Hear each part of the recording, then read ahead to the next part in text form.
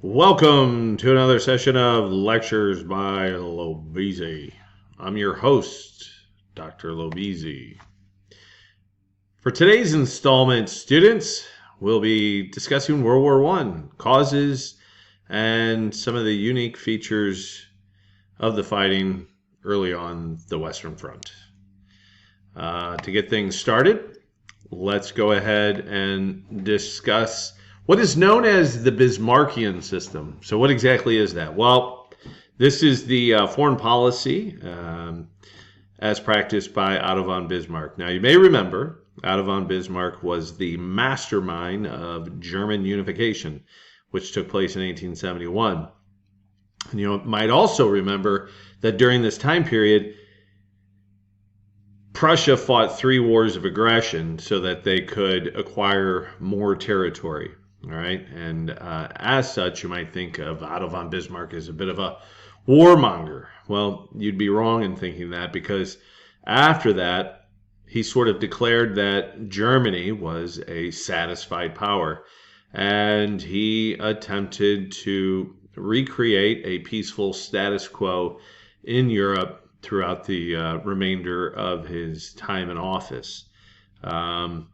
During the time of imperialism, where there were European countries competing for control of African colonies, when tensions rose and conflict seemed to be on the horizon, he called the Berlin Conference into session and was able to figure out a way to prevent the desire for competing land claims in Africa from breaking into overall war. All right. So anyway, here's the thing, though. This territory right down here, Alsace-Lorraine, and also kind of enlarged in this map here, was a piece of territory that they had taken from France in the Franco-Prussian War. And it was a piece of land that, although it was small, it was going to create a situation that as long as Germany possessed it, France was going to be its enemy. And this is something that Bismarck knew full well, and that what would need to happen to prevent war in the future, to prevent France from attacking Germany in the future, that France would have to be isolated. And so he busied himself creating a number of different alliance systems so that Germany could not be attacked by France in the future. And the one that which was most successful, is what is known as the Three Emperors League. You may recall,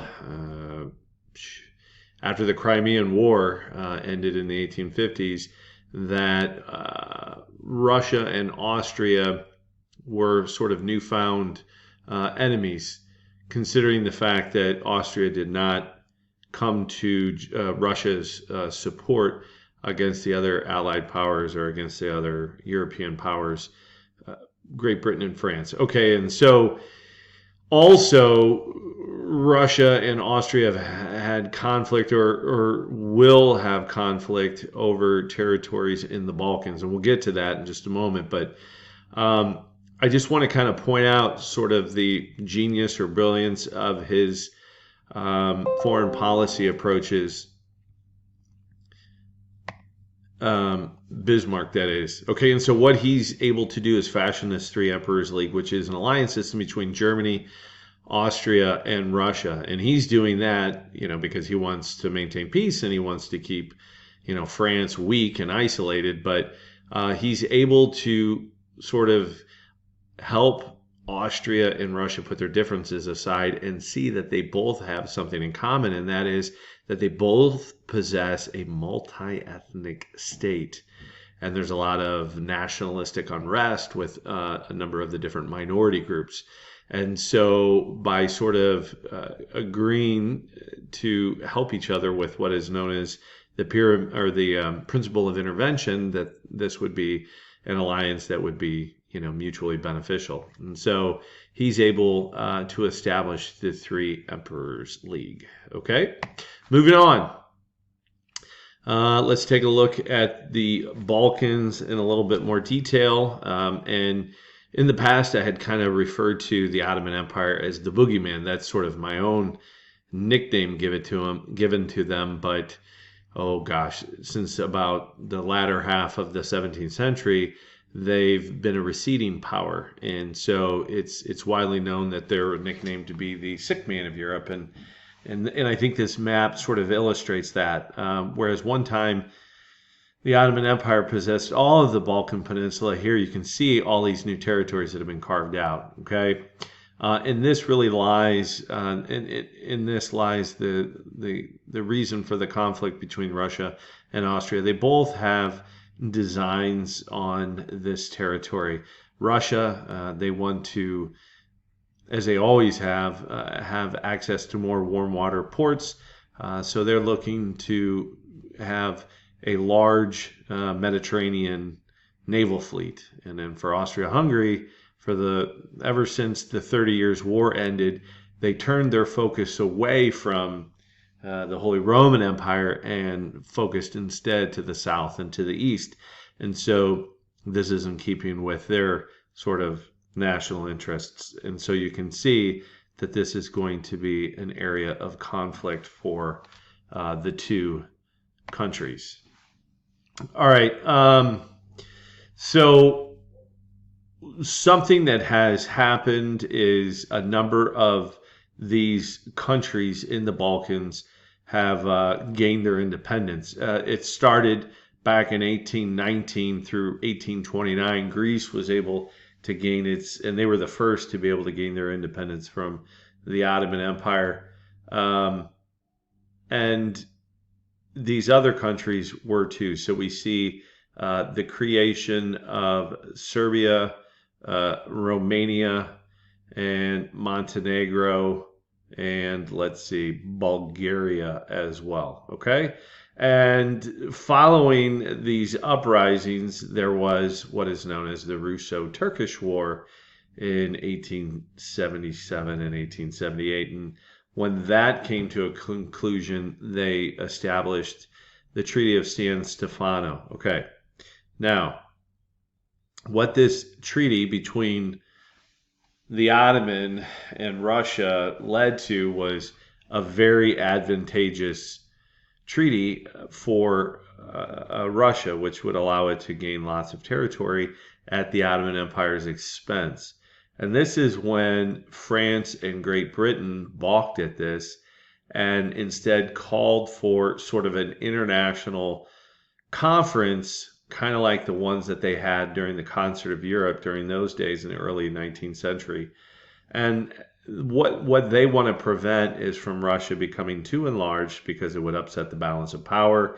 They really need for the Ottoman Empire to survive so that it can be sort of a bulwark against Russian expansion. Okay. And so Russia is sort of forced into this, and there was a international meeting known as the Congress of Berlin, and when they met, Bismarck, who dominated it,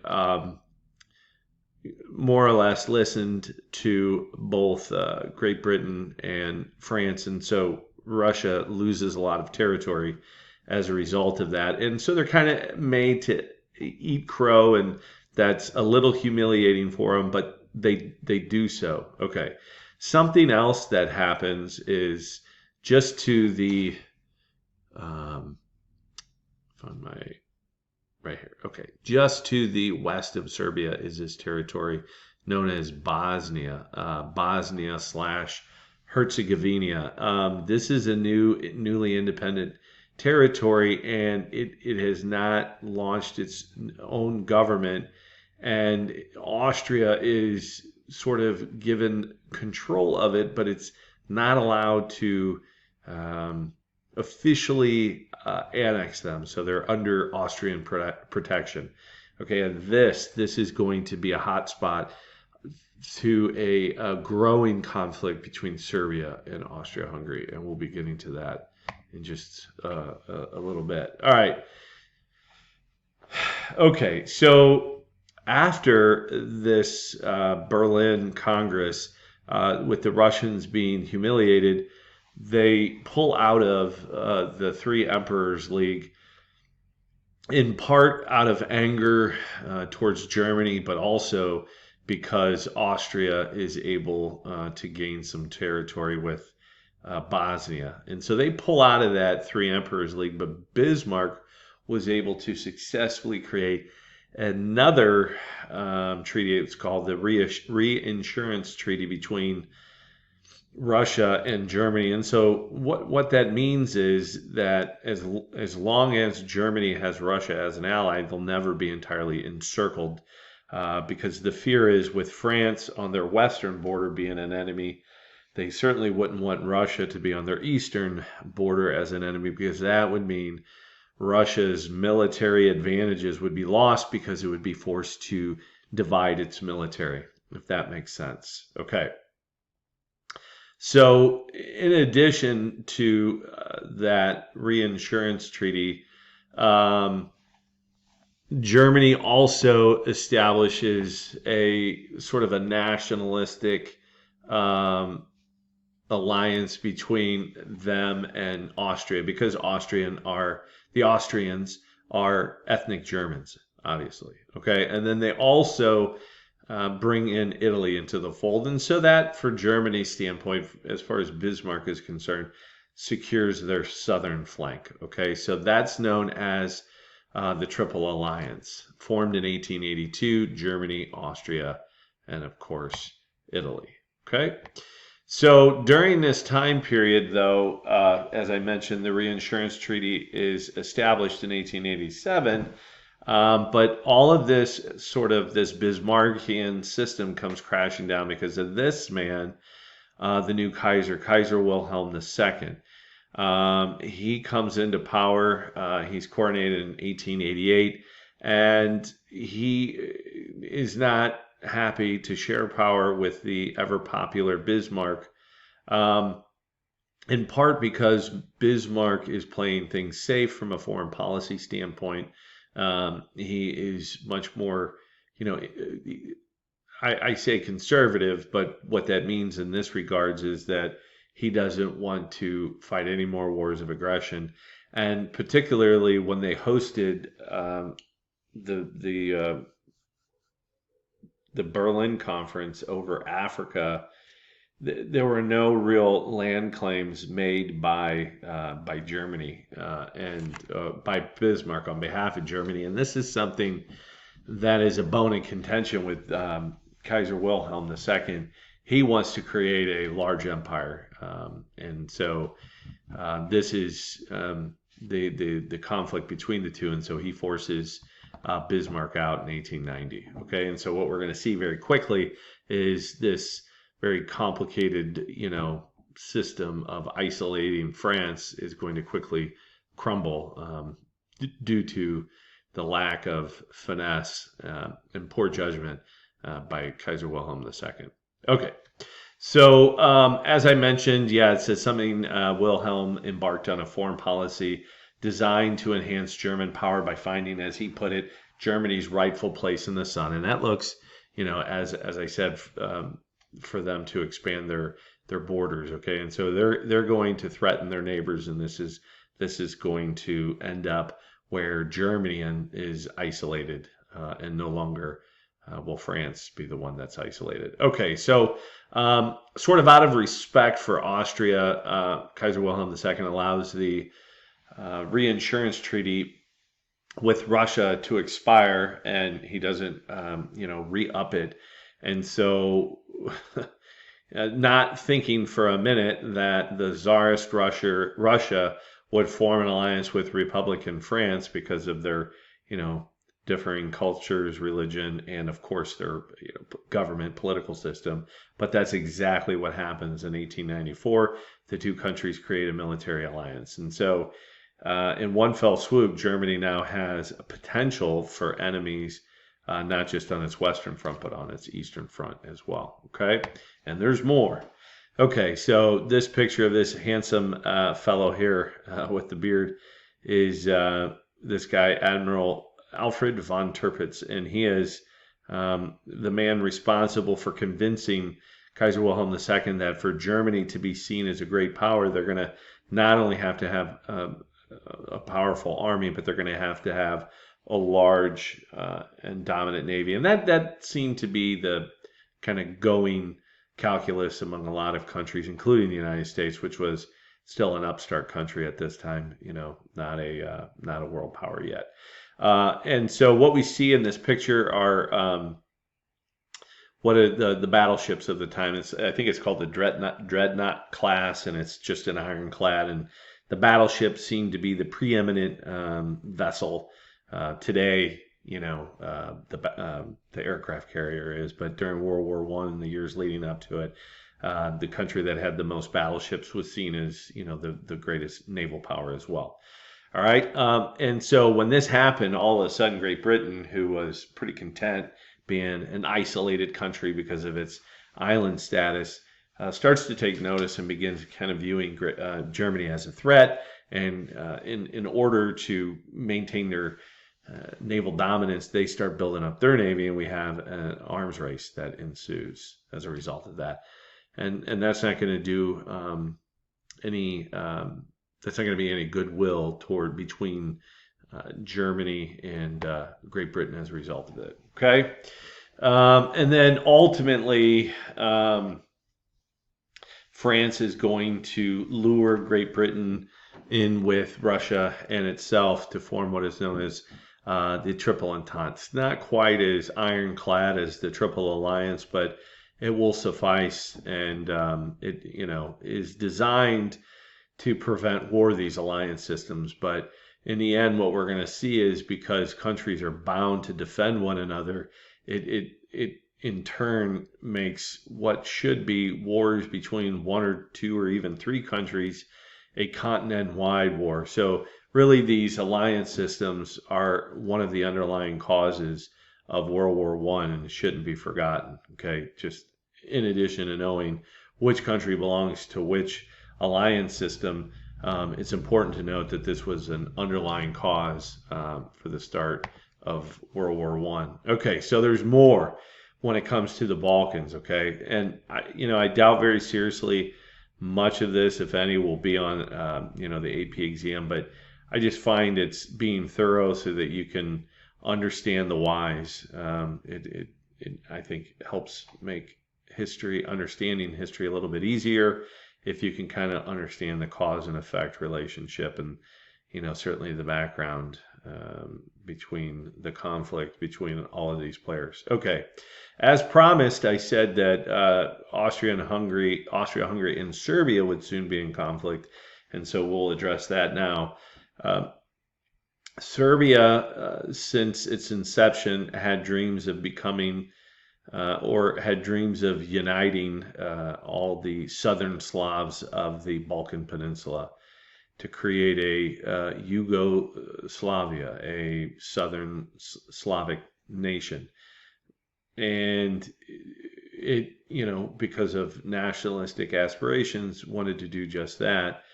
And this was something that Austria was well aware of, and Austria saw Serbia as a rival, especially if Serbia was able to gain Bosnia and Herzegovina, that could spell trouble within its own borders, Austria's own borders, with its own Slavic ethnic groups. Okay, and the thinking is that if Serbia gains Bosnia, they're only going to be emboldened to try to break apart Austria-Hungary and then annex those Slavic pieces, after the empire breaks up. So they want to beat them to the punch and prevent that. And so they annex Bosnia and Herzegovina.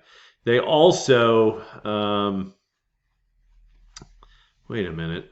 Okay, we're not there yet. There's something else that Austria does, but this is something that outrages Serbia. And so they're going to look to their big brother, so to speak, and that's Russia. Russia, being a large Slavic country and kind of sharing the same Eastern Orthodox religion, has an interest of their own. Okay, but primarily, just so we're clear, What Russia wants to do is they want to carve out as much territory here in the Eastern Balkans so that they can get all the way down to, so this is the Bosporus Straits and this is the Dardanelles, this opening right here. So they want to secure as much territory so that they can then have naval ports right here, and then that's going to give them complete unbridled access to the Mediterranean, and that's what, especially Great Britain, but also France is worried about. But at least now, while this the Bosporus Straits, is in the Ottomans' control, they don't have that untrammeled access, and so anyway, that's kind of what's going on. But Russia also has sympathies for the Serbian people. The Serbia asked Russia for permission or for assistance to declare war against Austria. Russia, you might know, okay, so this is 1908, just a few years prior. 1905, they were defeated in the Russo-Japanese War. So Russia is sort of still licking its wounds, so to speak. And so they tell Serbia that they're on their own. Okay, well, Serbia is a tiny country in no position to attack Austria-Hungary without any assistance from Russia. So they stand down. Okay? There's more, okay? In addition, there's two more Balkan wars, and these Balkan wars are against the Ottoman Empire for bigger territories for some countries and just new countries altogether. Again, I don't think this is necessarily going to be on any kind of AP exam, the Balkan crises or the Balkan wars, but what it ends up doing is Russia is sort of made to stand down both times, and Serbia goes away without any significant land acquisition or land gains. So it creates some bitter resentment with both the Russians against Germany and Austria-Hungary, and then also with Serbia against Austria-Hungary, because the country of Macedonia is given or the people of Macedonia. No, Albania, right here. Sorry, I apologize. Albania is given a country of its own in an attempt to block their expansion to the west. Okay, so Serbia gets a little bit of territory, but they don't get their full desired land. So this is something that deepens their resentment towards the Austrians. Okay, so you can kind of understand how everything is getting more and more volatile. All right, and that's part of the reason why the Balkan Peninsula is oftentimes referred to as a powder keg, because it was just so the potential for explosive war is there. Okay, so keep moving. Let's talk about the additional causes to World War I. And although it mentions here June 28, 1914, the Austrian heir Archduke Franz Ferdinand is assassinated in Sarajevo, and that's going to be really, no pun intended, the trigger to World War I. There are other underlying causes as well, okay? And so we can't forget about nationalism and the importance that has played going all the way back to the French Revolution. And, I don't even want to spend too much talking about French nationalism, because it's really different, because they were already a united country, but it was just sort of all the people kind of seeing themselves as Frenchmen first instead of whatever province they were from. But really after the Crimean War, and even before, when Napoleon occupied both Germanic territory and Spanish territory, it created sort of anti-French sentiment. Okay, and that's the other coin, the other side to the coin of nationalism, and that nationalism is what was the force behind not only Italian unification, but German unification as well. Okay, when we factor in Africa and the scramble for Africa that takes place between 1870 and 1914, this intense colonization and very quick, rapid colonization of Africa creates nationalistic rivalries between countries, mostly early on between France and Great Britain, but other countries as well. And so that kind of gets factored in with the nationalism piece, because there was the rise of some things called xenophobia and jingoism, and that's basically not these aren't feelings that the Europeans have against the Africans. No, it's feelings one country in Europe has against its rival country. Okay, so in the case of France and Great Britain, they had xenophobia and jingoistic, impulses towards each other. And what is xenophobia? That's hatred of foreigners. What's jingoism? The hatred of another country, the desire to use your military to attack them.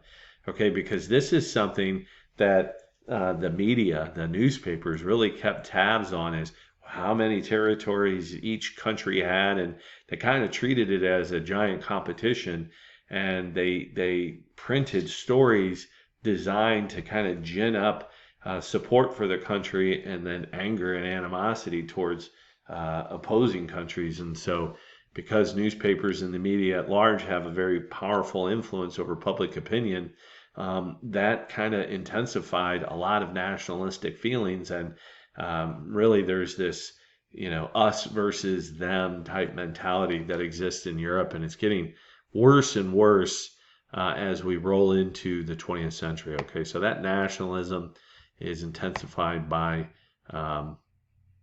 imperialism. Okay, this is stuff that we've discussed, so I'm gonna skip past this and roll into militarism. So one of the other underlying causes of this conflict has to do with militarism. Okay, so there's really two aspects that I want you to remember when it comes to militarism. The first is the buildup of each country's military to just unprecedented levels. Okay, so it looks in the notes, you can see Russia's got a standing army of 1.3 million. Germany and France with 900,000 each. Okay, and the British, Italian, and Austrians numbered between 250 and 500,000. So these are unprecedented, large militaries. And obviously they need equipment to be supplied. And so countries are spending more and more of their budget to build up their military. So that goes without saying that the influence of the leaders of the military, the generals and the admirals, their influence is going to go up especially high. And, it's going to lead to increased conflict, or at least increased animosity between countries. Because when one country arms itself to the teeth, its neighbors can't help but take notice and think, I wonder if they're going to use those weapons against us. And so that's going to lead to lots of arms races, lots of military buildup. And then the governments are going to ask the militaries, hey, if our neighbor decides to use their military against us, we want you to design a plan to defend us so that we can survive. And that's exactly what happened. And as a result, the military generals had, the ones who designed these plans had tremendous influence, because any kind of deviation from these plans could result in disaster. And so what we're going to see pretty quickly is that what should have only been a war between 1, 2, or even 3 countries turns into a continent-wide war. And that is because the generals convinced their government that they had to sort of mobilize and call into action their military plans. Otherwise, they faced destruction. Okay? So the other thing, too, with regard to, I just a quick example, I've used this in class with my students, but historians after World War I wrote about that, and just how much undue influence military leaders have. And so one of the examples that I share with students is during the Cuban Missile Crisis, President Kennedy kind of fortuitously had been given a book by or he purchased, I don't think he was given it by the author. He may have, I don't know, but he read this book called The Guns of August by, I think it's Barbara Tuchman. And she had there was a lot of interesting things that she revealed in that book, but one of them was especially how much influence the generals had, and they probably had more influence over political decisions than they should have. And so when the Russians or the Soviets start putting nuclear-tipped missiles into Cuba, that would give them first strike capability, meaning that they could launch a nuke, and then the United States really wouldn't. We would lose our deterrence. We would lose, what was known as mutually assured destruction, and that was something that through the 50s and the first part of the 60s kind of kept the Russians, deterred, in a box. And if both sides know they're going to destroy each other with nukes, then neither side is going to launch. But now all of a sudden they have an advantage, okay? And so Kennedy's Joint Chiefs, the military brass, wanted him to attack, wanted him to invade Cuba right away. And luckily, Kennedy did not, and kind of relied on some other advisors to come up with some more unique measures. They end up creating an embargo, if you will, around Cuba, or blockade. I don't know, was it blockade? I don't think that was. I think they used the term blockade because that was too. That was seen as I don't know, just too violent, not violent, but militaristic of an action. So they called it something else. I don't think it was an embargo, but it was something like that. Quarantine, I think it was what they called it. They were quarantining the island of Cuba, but it ended up working out. And so that's just to underscore just how much influence the militaries had, and that's part of the reason why World War I erupted. Okay, enough of that. All right, my head is kind of blending in with this guy. So I'll move myself over here. Okay, so the next topic is the assassination. Okay, this is the actual event that directly causes World War I, and this is the assassination of Archduke Franz Ferdinand and his wife Sophie by this young man who was a member of what is known as the Black Hand. His name is Gavril Princip. Okay, and so the act took place June 28, 1914. All right. So this guy, Franz Ferdinand, and his wife were down visiting the capital of Bosnia, Sarajevo. There was something, too, about the date that they were, it was the, and I apologize, I should know this, but it was something about the date. It was the anniversary of a loss in a battle, and it was kind of like they were, the way in which the Serbians perceived it was that like the Austrians were kind of dunking on them, and so they took particular umbrage to the fact that there was this event planned in Sarajevo on that date. Pretty sure that's something to that effect. But anyway, because Serbia couldn't defeat them in a straight-up battle, they had the government had created this organization known as the Black Hand, and their job was to kind of create unrest, kind of using some terroristic actions to destabilize Austria at the, by kind of inciting unrest among the various ethnic groups. Okay.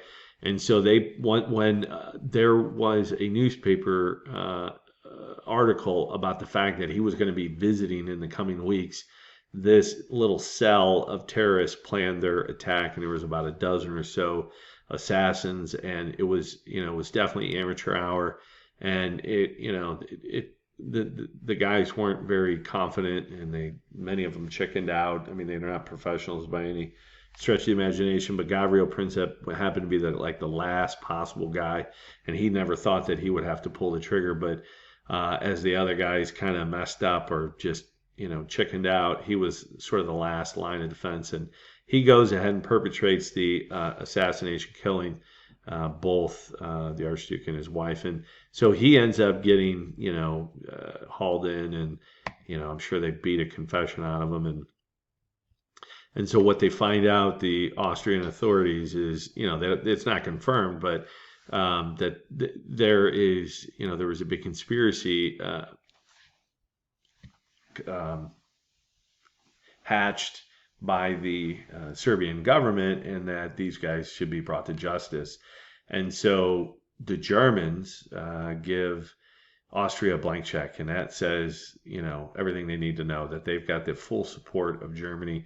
So, in fact, Kaiser Wilhelm says attack, because the world's sympathy is in your court right now. Nobody's going to fault you should you decide to invade or attack Serbia. Okay, so to further legitimize it, they give Serbia this like incredibly difficult, purposely so difficult and harsh ultimatum, and that if Serbia doesn't honor every aspect of it, then that's going to give them grounds to go in. And really the sticking issue, where Serbia wouldn't budge, was when part of this ultimatum, Austria demanded to have the right to send like their secret police into Serbia, conduct an investigation, and arrest anyone that they found, including governmental officials that were somehow involved in this conspiracy, bring them back to Vienna and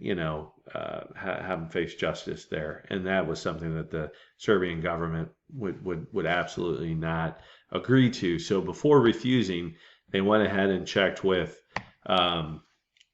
Russia, and Russia at this point was sort of done licking its wounds, and they had backed down one too many times in the Balkans against Germany. And so the Russians said that they would go ahead and support Serbia. So now you got Austria with the backing of Germany and Serbia with the backing of Russia. And so this photograph here is between Kaiser Wilhelm II and Tsar Nicholas II of Russia.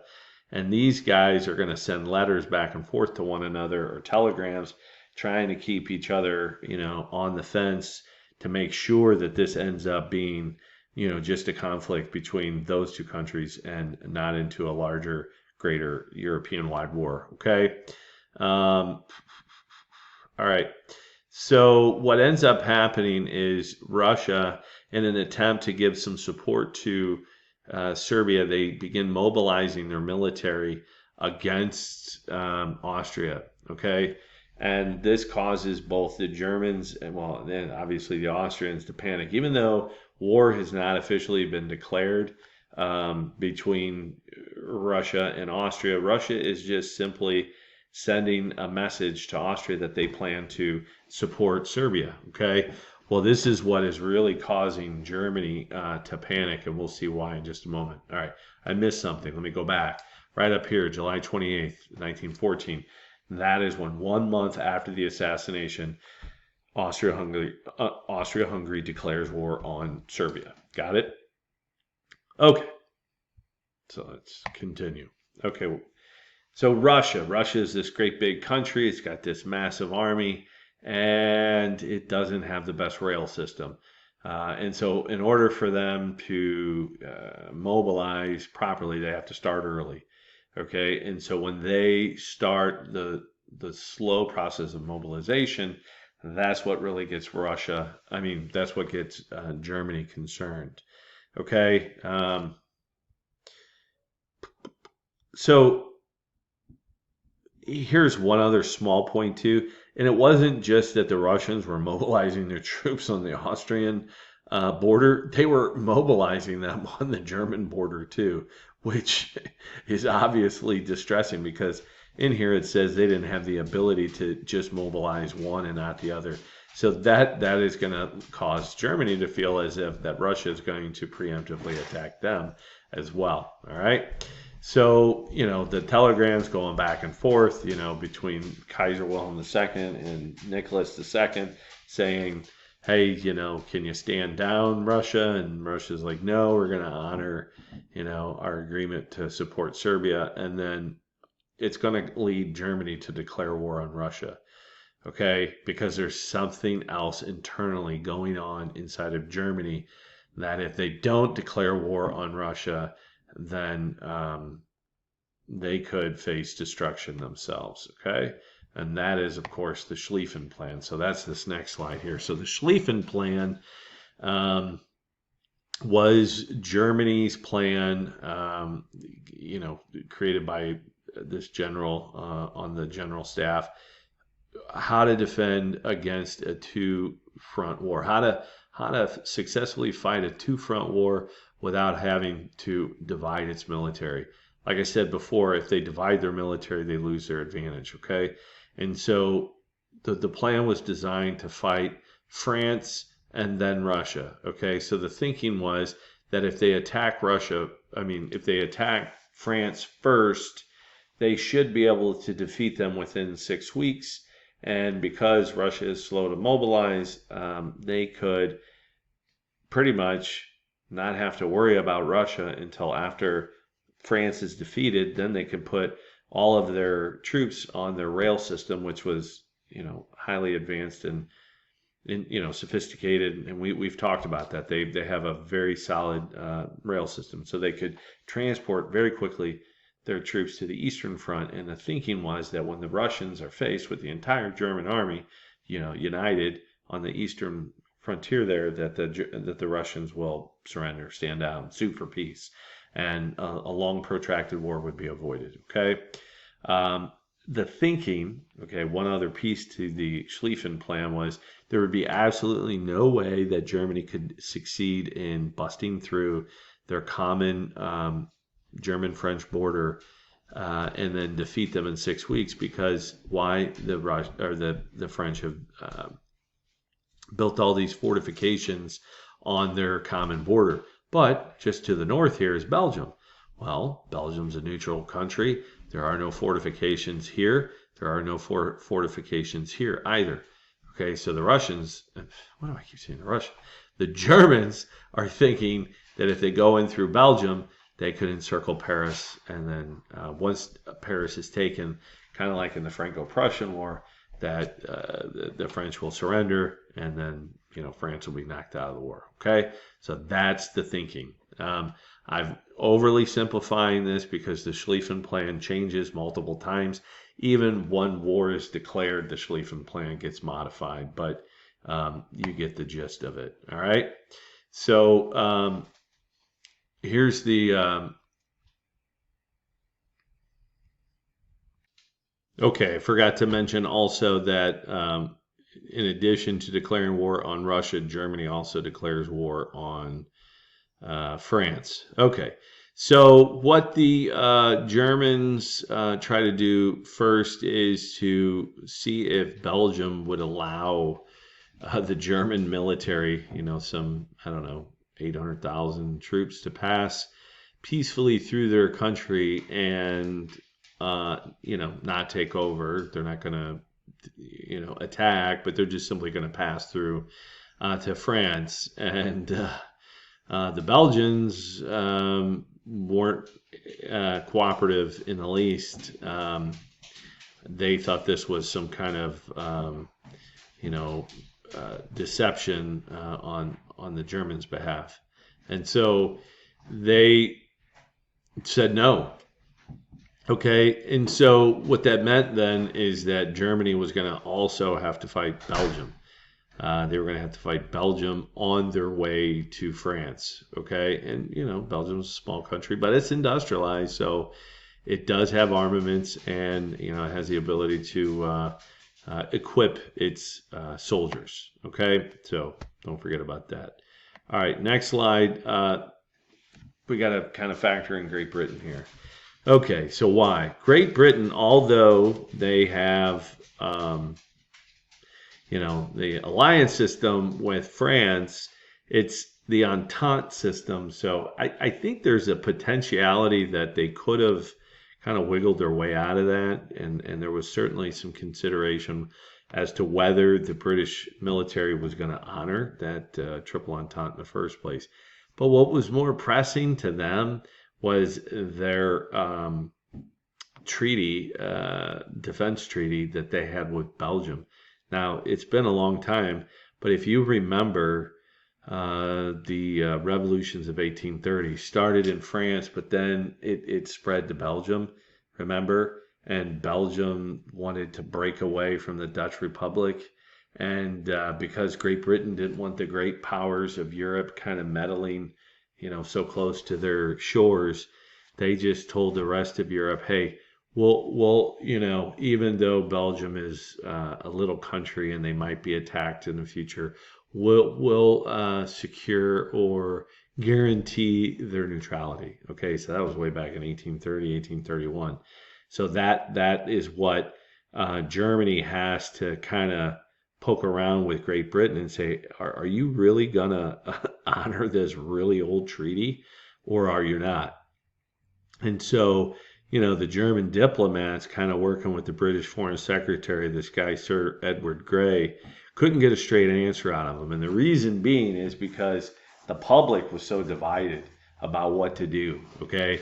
There were many in the British public that were fully against getting involved in a war. And part of that reason is because they don't have a very large military army-wise.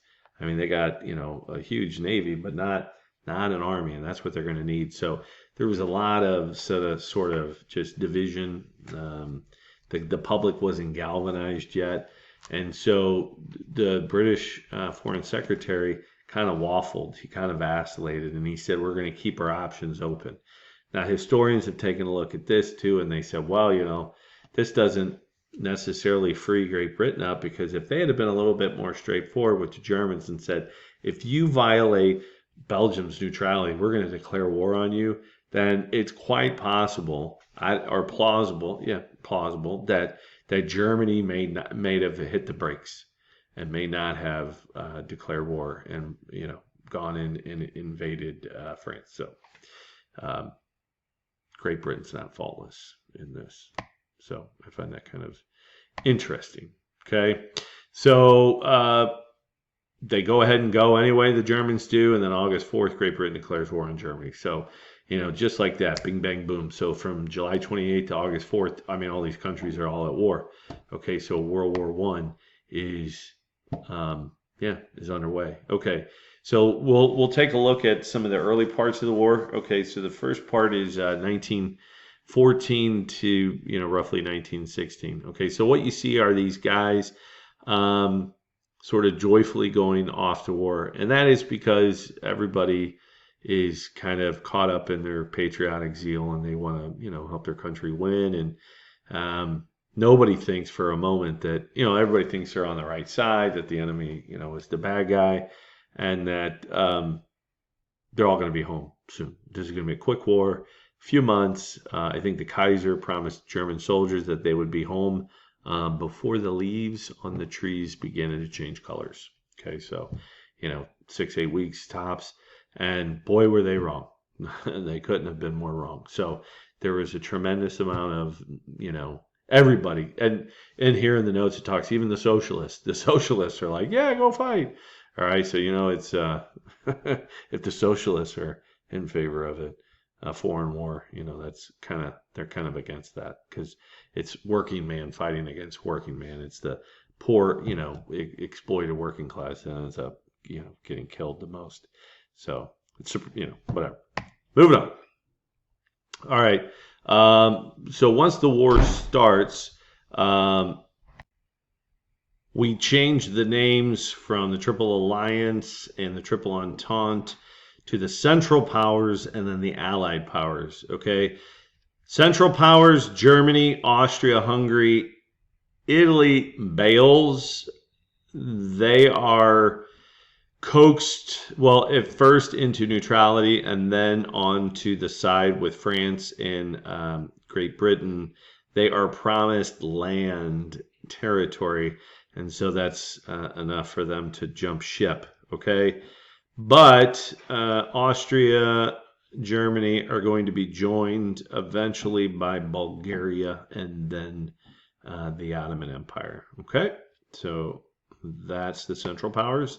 And then we've got the Allied powers, and that is going to be the former Triple Entente, France, find this here, France, Great Britain, Russia, and then later on they're going to be joined by Italy. Oh, yeah, there's a little Serbia. They're going to get smashed.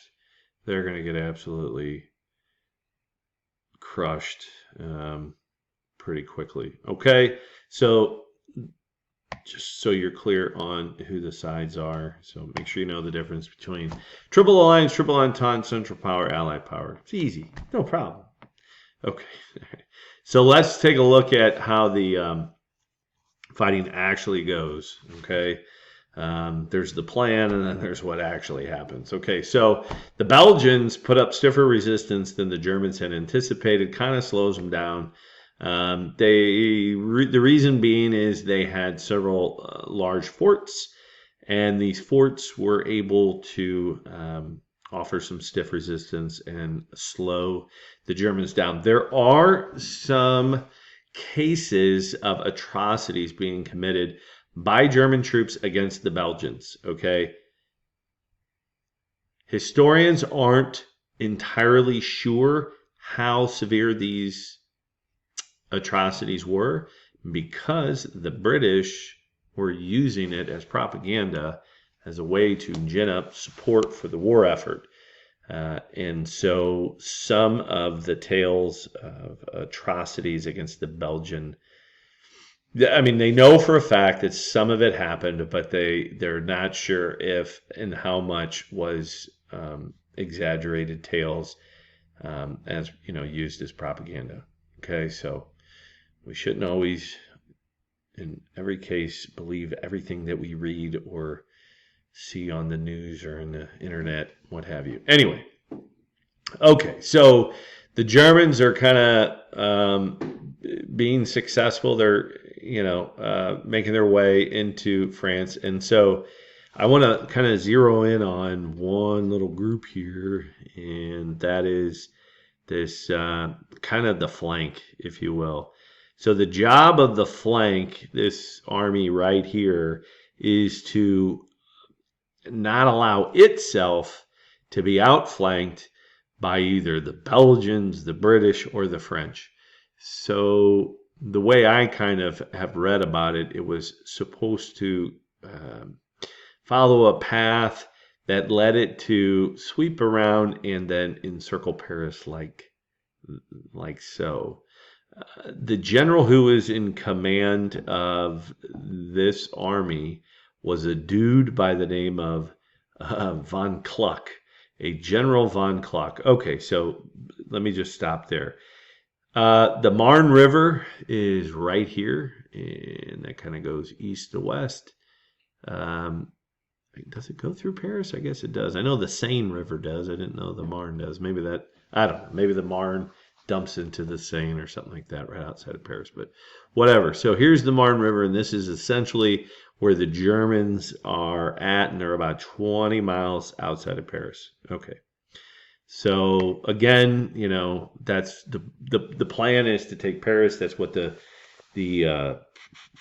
Germans were able to do in the Franco-Prussian War and starved out the defenders of the city. Okay.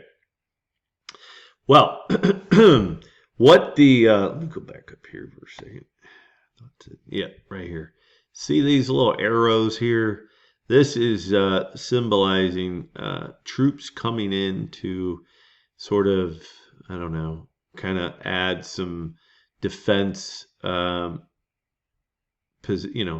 troop placements in Paris, so that should that happen, they would be able to defend the city a little bit better. Okay, so somewhere in the neighborhood of about 30,000 troops are stationed inside of Paris for this potentiality. Okay, so this General Alexander von Kluck, decides that, I guess because of reconnaissance or whatever, he has been told that the thrust of the enemy is on the other side of the Marne River, and it's not in Paris.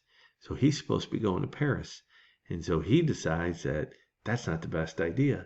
That the best idea would be for him to turn south and to the east and face this army, because there ain't any troops in Paris. Well, little does he know there's 30,000 defenders in that city.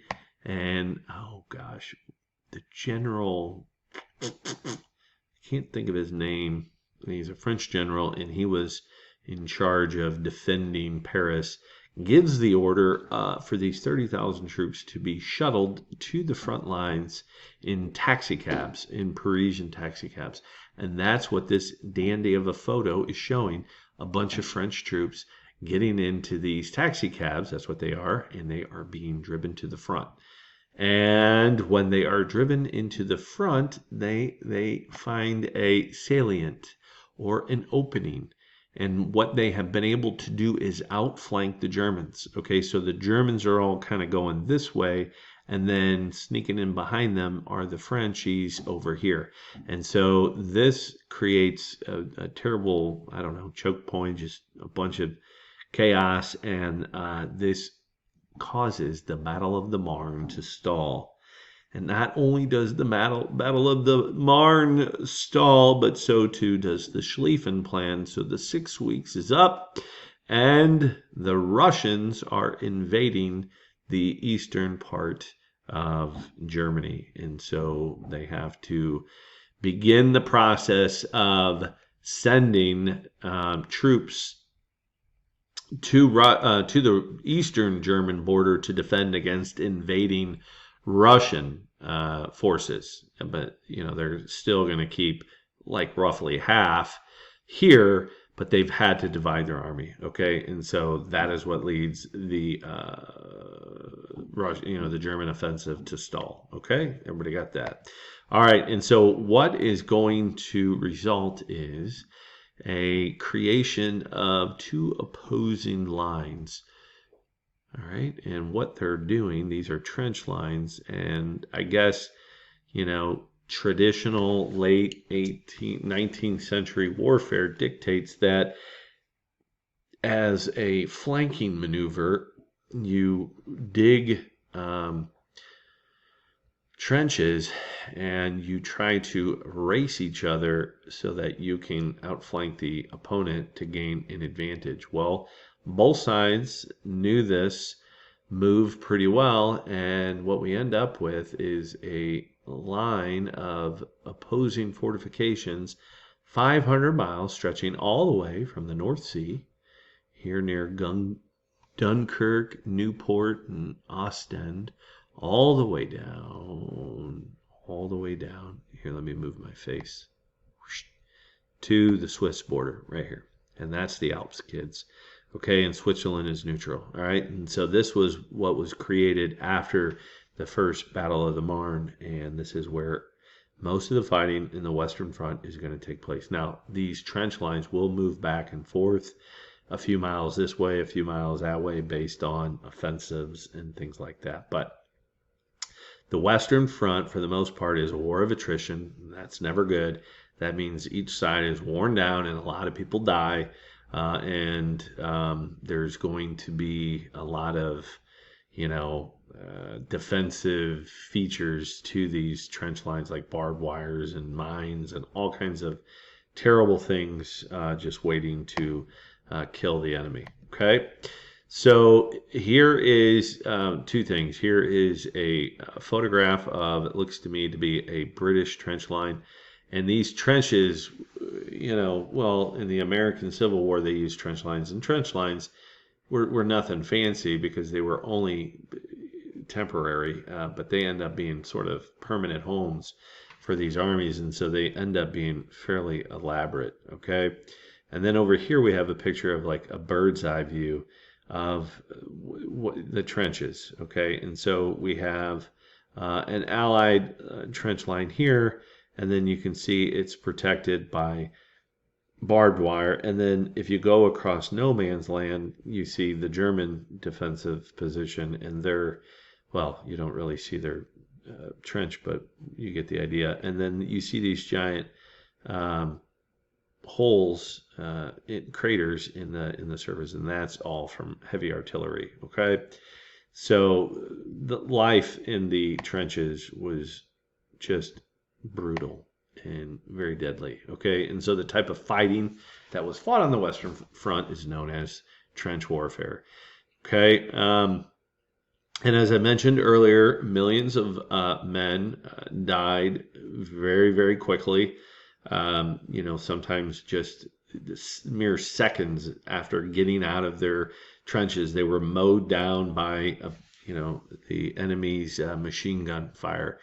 And that is because they did not have an alternative to the offensive breakthrough. And so the real shame of it all is that the generals thought, well, if we used 50,000 men for this offensive, it clearly was not enough. It was only unsuccessful because we didn't use enough men. So if only next time we use more men, then we'll be successful. And that didn't help out. I mean, that didn't prove to be any more successful either. So it just took a long, long time before the generals learned their lesson that the breakthrough was not effective. Okay, there are some terribly destructive battles fought on the Western Front early on in the war, in the first half of the war, that will eventually teach the lesson to the generals. I will say this for the Germans: they didn't launch near the number of offensives as did the Allies. And that is, it seems to be that they kind of realized a little bit sooner the deadly nature, and that it was not effective. Okay, so there's a German offensive, the Battle of Verdun, and then the British and French offensive at the Battle of the Somme River. Both resulted in a total of 1 million casualties each side. And so when we say the word casualty, let's be clear what that means. Most of the times it means dead, but not in all cases. It could mean wounded as well, and then it could be missing. That also gets factored in. Now, what would cause someone to be missing? Well, they might have been taken prisoner, or they might have gone AWOL, which means, what is that? Without leave, absence without leave. So that, like, you bailed, you left the military, you fled because you didn't want to die, you didn't want to fight, so you just, in the middle of the night, you snuck away. Okay, which was, you could get shot for that by your own army. And then the other, and this is more likely the case, is that they are missing because there was an artillery attack, a barrage, and that the guy probably got blown apart and there's nothing left of him. So they don't know for sure whether he's dead or not, so they just count him as missing. So that goes in, all of that gets counted as a casualty. So 1 million each side. All right. So again, just to reiterate, those two battles, very deadly. Frontal assaults don't work. The machine gun has created a defensive war. It's a battle of attrition. It's a stalemate. And that finally those two battles convinced the generals they got to figure out something else. They got to figure out a different way to try to win, and that's where technology is going to come into play. Okay, so that's the Western Front. All right, and it's an intractable war. It's a stationary war fought. It's a war of attrition. All the things that I said. On the Eastern Front, it's an entirely different war altogether. It is a mobile war, okay? And it is one-sided. The Germans absolutely just crush the Russians, and we'll explain why in just a minute. Okay, so these battles on the Eastern Front, the battles of Tannenberg and Masurian Lakes, very early on in the war, this is 1914, they quickly repel the Russian invasion, and then they, push 500 miles into Russia, okay? And from that point forward, Russia is not going to be much of a threat to Germany. It's going to be a little bit of a different story down here in Austria-Hungary. The Austrians aren't as strong as the Germans, and so the Russians are going to kind of be able to hang with them, okay? And I guess now as any time is as good as time as any as to like why were the Russians so poor? Why did they do so poorly? It's because they weren't industrialized enough. They had enough weapons to go to war, but after just a couple of weeks really of fighting, they're out of ammunition. They don't have enough artillery, et cetera, et cetera. And so the only thing that they had no shortage of was men. And so they would send guys out to battle, and they would share weapons. They would share guns and rifles, and one guy would hold the rifle, and the other would hold the ammunition. And that was the same case with Austria. Austria was not. They had no business fighting that war either, because they were not industrialized either. And if we go all the way back, what were they? They were a follower state. Okay. And the same is true for Italy. Most of Italy wasn't industrialized, so they didn't have any business fighting in this war either. So the only countries that can really hold their own, Belgium, early on, but they just got overwhelmed by the Germans, so it's really not their fault. But it's the industrialized countries. It's Great Britain, it's Germany, and it's France. They're the ones that can fight this war from, on a protracted basis. So really, when it comes down to it, it's going to be Germany fighting both. France and Great Britain.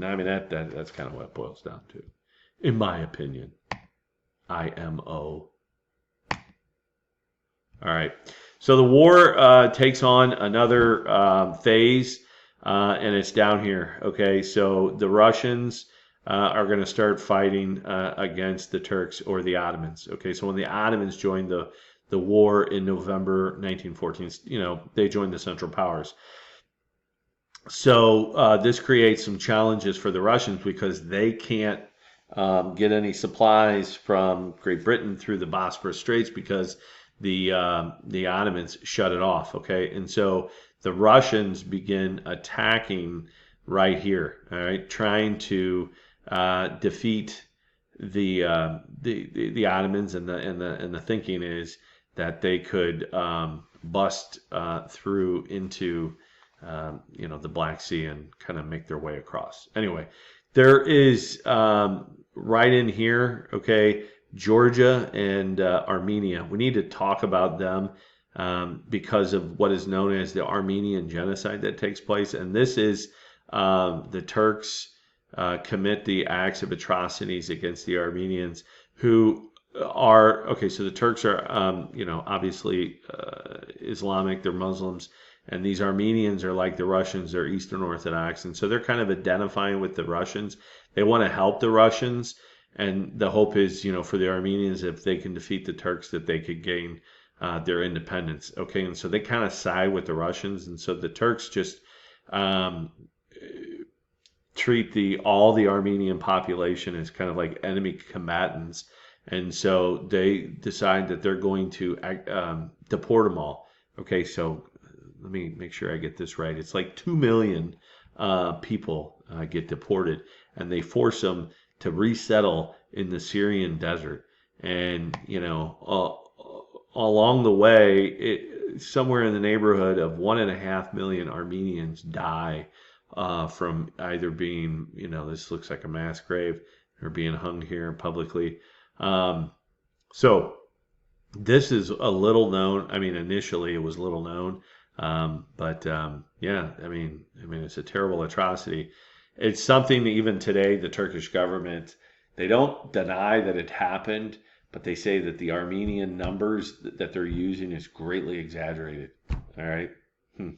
I know this also, after this war, a bunch of Armenians just left and settled in the United States, and settled, where? California. And you know what the Armenians did back in Armenia that they brought with them, their know-how? They brought grapes and they brought winemaking. And so some of the earliest winemakers in California are Armenians.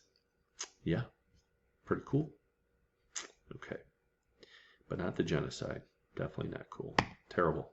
Okay, so in an attempt to try to help bust open the Bosporus Straits, the waterway, to get some supplies to the Russians, the British plan and launch an amphibious assault of what is known as the Gallipoli campaign, this Gallipoli peninsula. Let me move my face.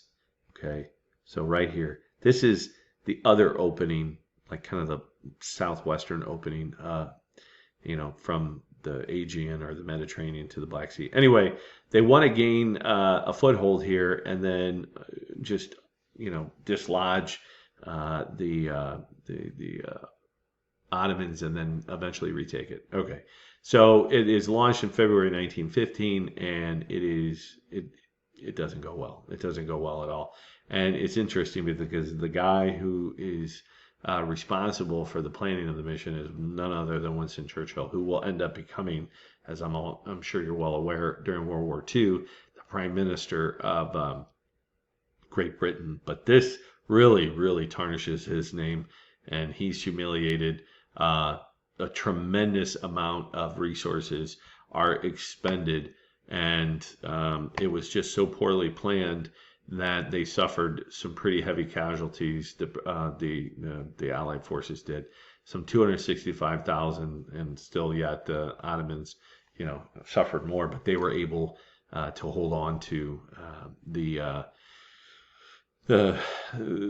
Gallipoli Peninsula, and they remained in power. There's going to be other little areas of conflict. The Italians are going to be defeated in the mountains by the Germans and the Austrians, and then the Serbians are going to get knocked out pretty quickly as well. Okay, so that's right here, the Battle of Caporetto, when they, for the most part, defeat the Italians. I mean, the Italians don't have much more of an army past this, so the Battle of Caporetto is really significant.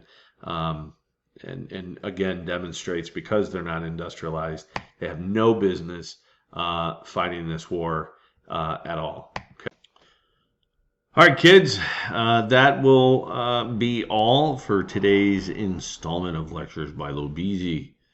Thanks for joining me. Tune in next time for World War I, Part 2. Thanks.